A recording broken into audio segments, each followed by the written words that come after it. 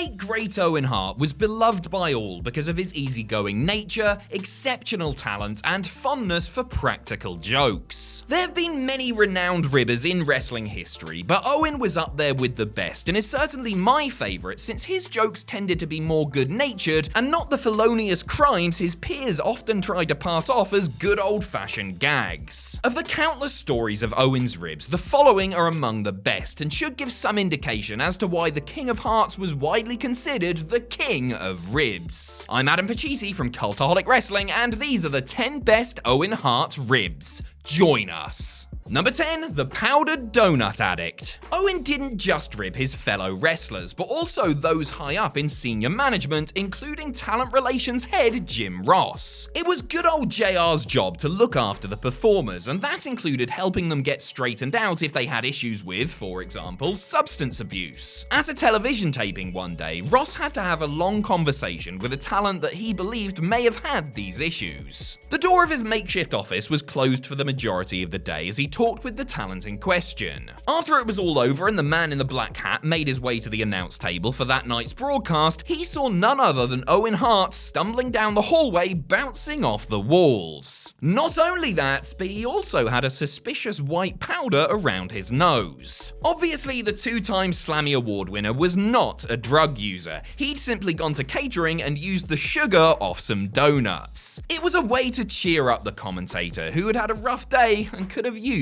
a smile. Number 9, the Brass Napkin. Some of Owen's best ribs came at non-televised house shows when cameras weren't rolling and, crucially, camera phones were not yet invented. It presented the perfect opportunity for him to mess with his opponents in matches that would only be seen by those in the arena that night. In his book, former WWE referee Jimmy Korderas recalled one night in Oberhausen, Germany, where Owen teamed up with Jeff Jarrett to take on Edge and Christian. A hell of a match on paper. The contest started ordinarily enough until it was time for the heels to get some heat on Edge. As Jimmy tells it, Owen decided to pull a foreign object out of his tights while the official's back was turned and hit his opponent with it. He did the same trick several more times, and every time Edge sold it like he'd been hit with a brick, because he assumed that Owen had hit him with a pair of brass knuckles. Eventually, Korderas caught on to the cheating and demanded that Owen show him what was hidden under his armpits. When Owen lifted them up, a single red napkin harmlessly floated down, as everyone involved in the match, including Edge, burst into laughter. Number 8, hog-tying the bad guy. Another classic Owen Hart house show match rib took place when he teamed with Shawn Michaels to take on Brother Brett and Razor Ramon. Again, a hell of a lineup of talent in the ring at one time, but the Rocket decided that messing with Scott Hall would be much more entertaining than putting on a 5-star barn burner. The bout was the main event of a show in Holon, Israel, and perhaps wanting to lighten the mood during a tiring tour, Owen did everything possible to make a mockery out of the bad guy's offense. He pretended to smoke a cigarette while he was supposed to be selling a wrist lock, he did giant dinosaur steps while circling the ring, he went dead weight as Hall tried to slam him, he did some ridiculously phony bumps when he did take moves, he trapped him in the world's worst bear hug, and finally, maniacally began to attack Ramon with a microphone cord on the arena floor. Unbeknownst to Razor, he hadn't just attacked him, but also managed to tie him up like a rodeo calf. Number 7, ribbing his dad. Not only could Owen imitate his dad's stew to perfection, but he could also irritate him as well. Owen had pulled a fast one on plenty of people before, including Jim Ross, Bruce Pritchard, and Jim Cornette, while pretending to be his famous father. Most of the time, this would be accomplished via prank call, something Owen was particularly skilled at. But one time, it was his old man that got worked up while on the line, as Owen pretended to be one of his dad's old friends, former champion bodybuilder and belt maker Reg Park. While relaxing in his New Jersey hotel room in the run-up to WrestleMania 4, where he was a guest of Brett's, Stu's phone rang and he began to talk to who he believed to be Park. The conversation started politely enough, but then Reg started to goad Stu about the fact that the shooter never had the balls to take him on, that he wouldn't be able to beat him if they had a real fight, and that they should meet and square things up in the hotel lobby.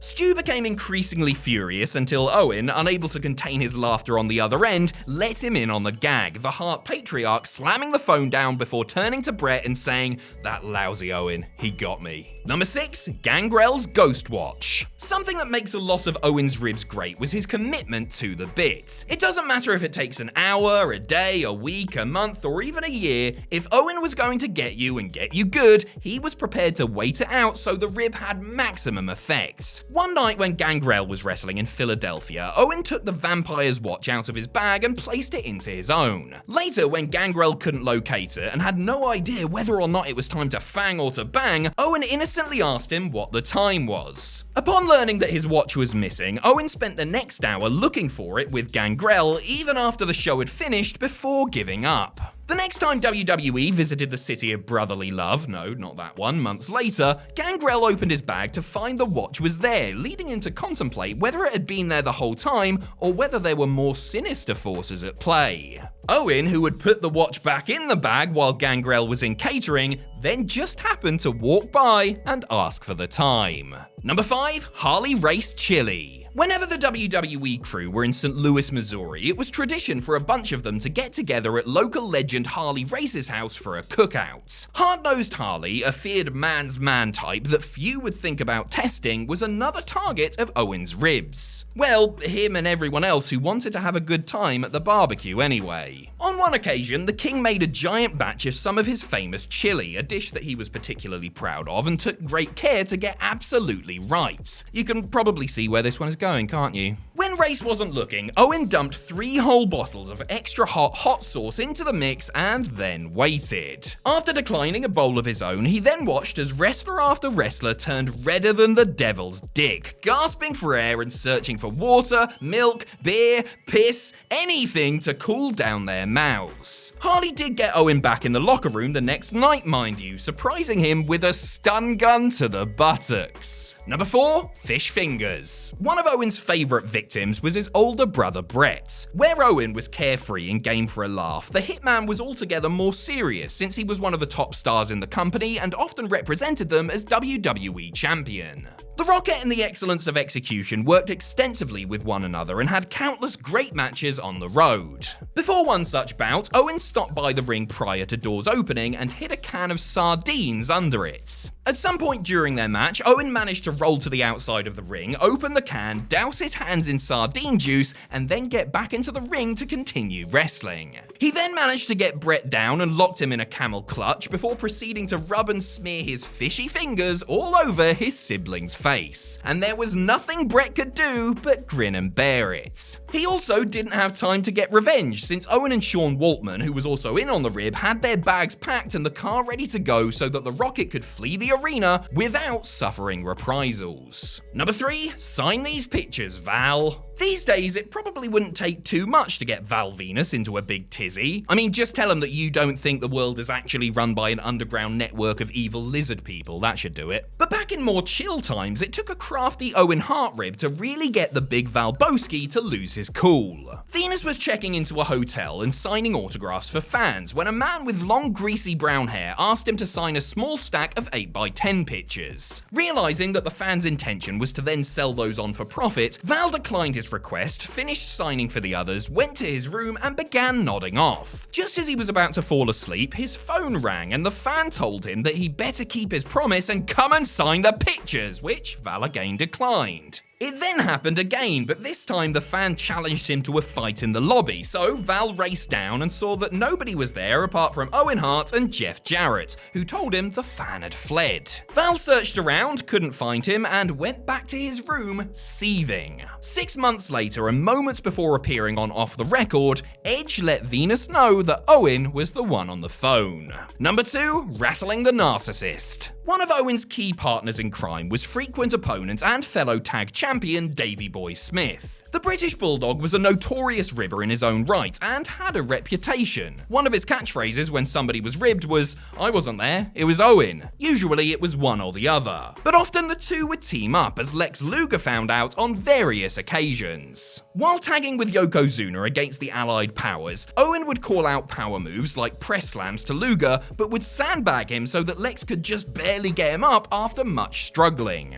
He then called the same moves to Davey Boy moments later, going up light as a feather several times in a row in order to make Bulldog look stronger. On another occasion, the three of them were driving when Davey sprayed water at a police car. When the cops pursued their vehicle, Owen told Luger, who was behind the wheel, that it was just Shawn Michaels and that he should race him. The police eventually caught up, pulled Luger over, and cuffed him. The kicker? Vince McMahon watched the whole bloody thing and found it hilarious from his limo. Number 1. Pigging out. Speaking of the genetic jackhammer, not even he was immune to Owen's ribs. In fact, he was on the receiving end of what was perhaps Owen's best and most audacious practical joke ever. At the December 1995 In Your House Seasons Beatings pay-per-view, Hunter Hearst Helmsley met Henry Godwin in an Arkansas hog pen match. Naturally, such a stipulation required some livestock, which were delivered to the arena earlier in the day. When the crew arrived with a truck full of pigs, they asked those milling about where they needed to be put. Owen Hart had an idea and kindly directed them to Vince McMahon's makeshift arena office. Cue a mad scramble where WWE's head honcho tried to get the stinking swine out of there, much to the amusement of onlookers. Recalling the rib years later, Jim Ross stated that Vince was indeed angry, not a fan of the rib, and that he knew exactly who the culprit was, even if nobody would outright confirm it. Given that Vince once soiled himself while trying to fart on Gerald Briscoe's head, then went out and cut an in-ring promo on live TV in his stained khakis, I would have thought that he'd have considered his office smelling like pig poop a real knee slapper.